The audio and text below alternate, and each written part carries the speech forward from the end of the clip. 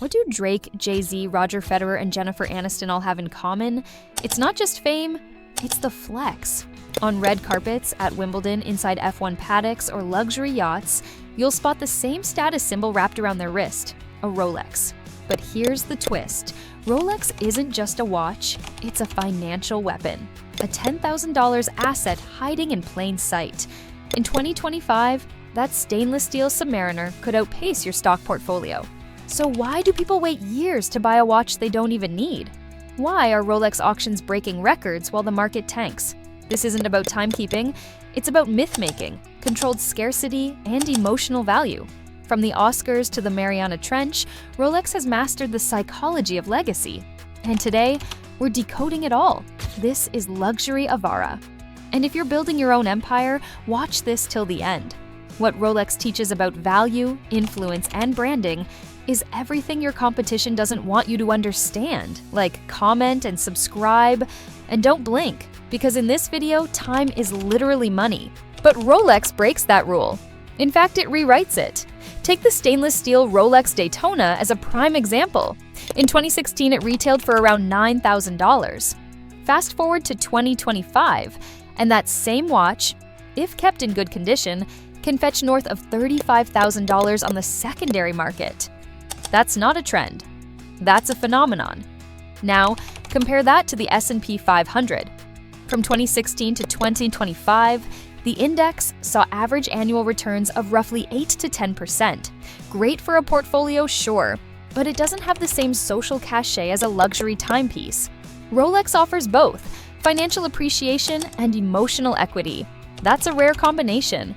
What makes this even more impressive is that Rolex hasn't changed the Daytona's core mechanics drastically. It's still a precision chronograph, but the value isn't in the function, it's in the form. The perceived value far outweighs the functional utility. Most people aren't diving, racing, or navigating with these watches. They're signaling success. In this equation, time isn't the asset. The illusion of timelessness is. Rolex understood early on that in luxury, perception always beats practicality. Manufactured scarcity. The Rolex supply game. Rolex manufactures approximately 1 million watches every year. That's not a typo. 1 million units. Yet try walking into an authorized dealer and asking for a stainless steel Submariner. You'll be met with a laugh or a years-long waitlist. This is no accident. It's a masterclass in artificial scarcity.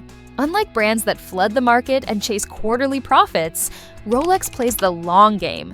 It withholds supply just enough to make the product feel unattainable. Authorized dealers, ADs, often receive limited stock and are instructed to prioritize VIP clients, those who've bought before, spent big, or have deep connections. For everyone else, the message is clear. Wait your turn or pay the premium. This bottleneck creates a frenzy on the secondary market, where resellers and flippers charge thousands over retail. A nabbed Submariner can easily go for 15 bones or more, not because of a rare feature or precious metal, but simply because you can't get it. The gray market becomes the only market for most buyers. And here's the twist. Rolex never publicly acknowledges the scarcity. They don't boast about limited runs or hyped drops. They let the market do the talking. This silence fuels the myth. In essence, Rolex has created a system where demand exceeds supply by design, and the perception of rarity inflates value without ever needing to chase trends or release gimmicks. It's brand control at its purest, the investment psychology of a Rolex. Owning a Rolex is rarely about keeping time, it's about marking time. Birthdays, promotions, retirements, first big bonuses. Rolex has become the trophy of personal achievement. It isn't just a purchase, it's a rite of passage. And psychologically, that creates layers of emotional attachment that go far beyond stainless steel and sapphire glass. Buyers don't view Rolex as a tool. They see it as a mirror, one that reflects who they've become and how far they've come. The phrase "time is money" finds physical form here. A Rolex isn't just about wealth, it's about earned wealth. That's why buyers often assign sentimental narratives to the watch. This was my wedding gift to myself. I bought this when I made partner. These stories add perceived value, and that emotional bond hardens the price floor. But there's more. The psychology of luxury investing taps into some powerful cognitive biases. The endowment effect makes owners believe their Rolex is more valuable simply because it's theirs. Loss aversion discourages selling. It feels worse to part with the watch than to cash in the gain. And the herd effect? It's real. When celebrities, athletes, and influencers flaunt their Rolexes, the perception of value becomes a self-reinforcing loop. Then there's the control factor. In a chaotic world, wearing a Rolex gives the illusion of mastering time, owning it, bending it to your will. That sense of control is deeply appealing, especially to high achievers. It's not just about how the watch looks, it's about how it feels. In the end, Rolex isn't selling a watch.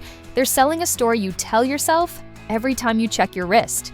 And that story becomes worth thousands. And by the way, if you're serious about unlocking elite thinking, wealth psychology, and positioning yourself like the top 1%, I've got something powerful for you.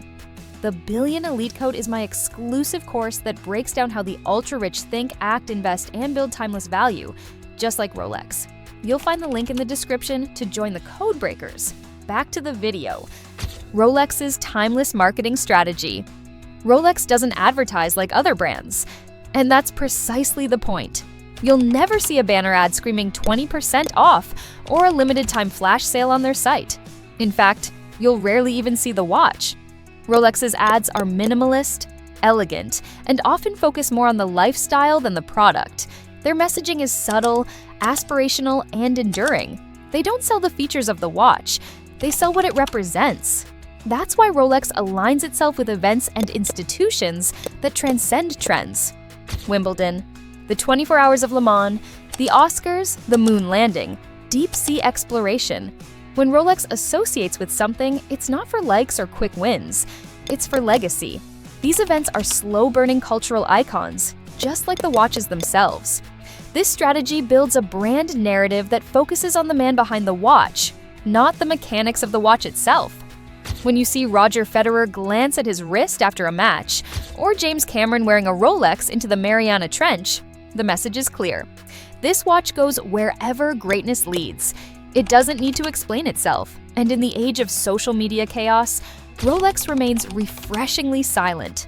No viral TikToks, no influencer unboxings. They let others do the flexing while they stay still, and that stillness breeds prestige. There's power in what they don't say. The absence of noise creates mystique, and mystique creates value. While other luxury brands dilute themselves chasing digital relevance, Rolex remains defiantly analog. Their marketing isn't designed to reach the masses. It's designed to whisper to the few. And when everyone is shouting, a whisper commands the room. How Rolex watches beat inflation. When inflation bites, investors scramble for safe havens. Traditionally, that meant gold bars, real estate holdings, or, more recently, cryptocurrencies. But quietly, discreetly, and stylishly, Rolex watches have carved out their own place among inflation-resistant assets. Not just as luxury accessories, but as mobile stores of value worn on the wrist. History supports the claim. During the 2008 global financial crisis, when markets collapsed and portfolios bled red, several Rolex models not only held their value, they gained. The Steel Submariner, Daytona, and GMT Master became symbols of resilience.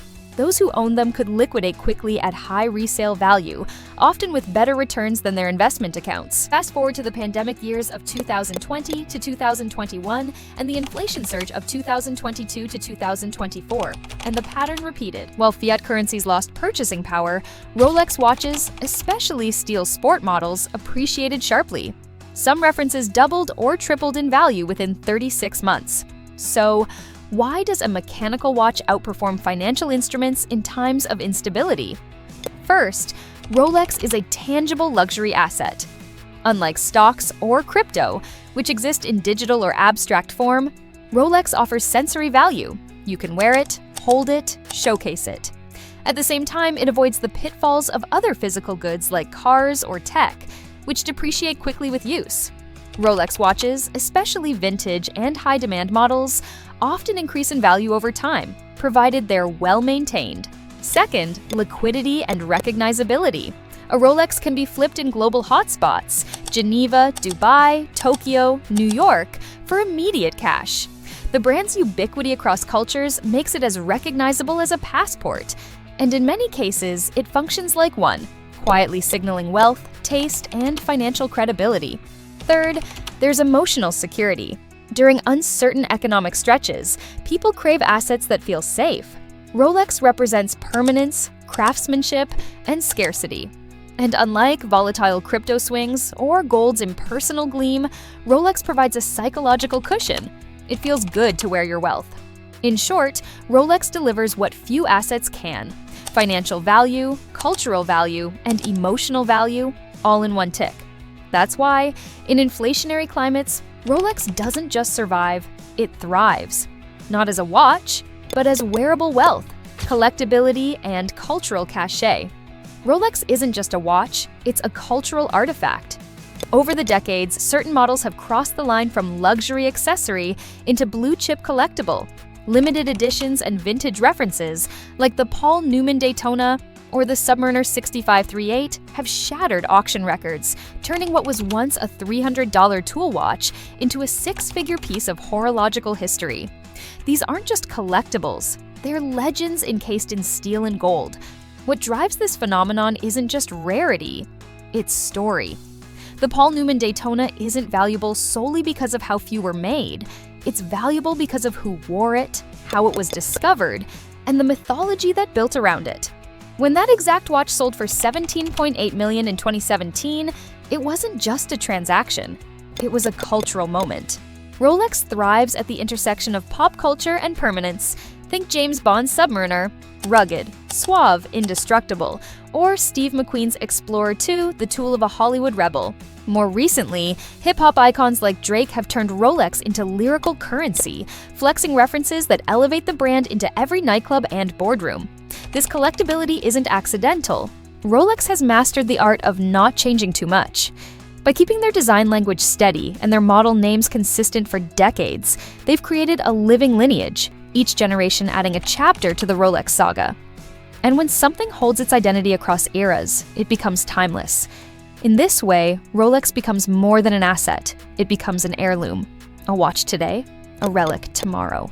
Its value lies not only in craftsmanship, but in its cultural cachet. From vintage dealers to modern collectors, Rolex remains the gold standard in wearable heritage, the hidden business strategy behind the crown. Beneath Rolex's gleaming exterior lies one of the most unique and powerful business strategies in the luxury world.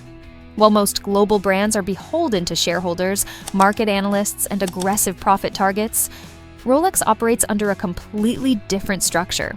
It's owned by the Hans Wilsdorf Foundation, a nonprofit trust named after the brand's founder. This one distinction rewrites the rules of how Rolex functions and why it thrives.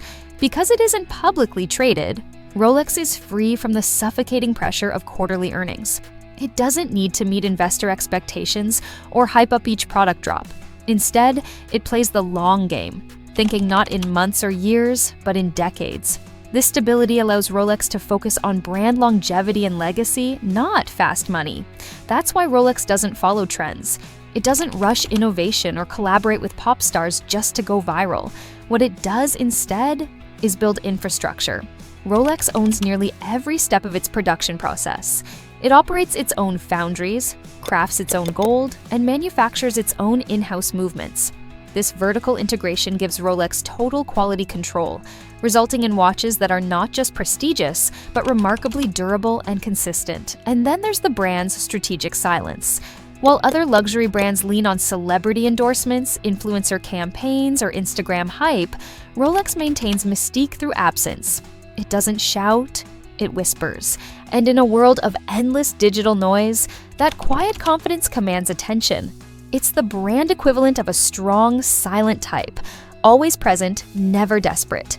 This discipline reflects Rolex's core mission: permanence. Every decision is rooted in long-term brand equity. No gimmicks, no desperate rebrands, just a relentless commitment to being the standard. The result: Rolex's value doesn't just come from what it produces. It comes from how it positions itself. In a marketplace obsessed with speed, Rolex has built an empire by slowing down. Its true genius lies not just in watchmaking, but in resisting the pressures that break lesser brands. By choosing legacy over trend and silence over noise, Rolex proves that the strongest brands aren't always the loudest. So, next time you see Federer lift a trophy or Drake flaunt his iced-out day-date, remember, it's not just a watch. It's wearable wealth, a status code, a legacy in motion. And if you're ready to play on that level, the elite level, don't just watch. Join us. The Billion Elite Code is open right now. Click the link in the description, change how you think forever, and learn to build value like a Rolex, with silence, power, and purpose. So hit subscribe, comment your Grail watch, and remember, in the world of luxury, the quiet ones always win.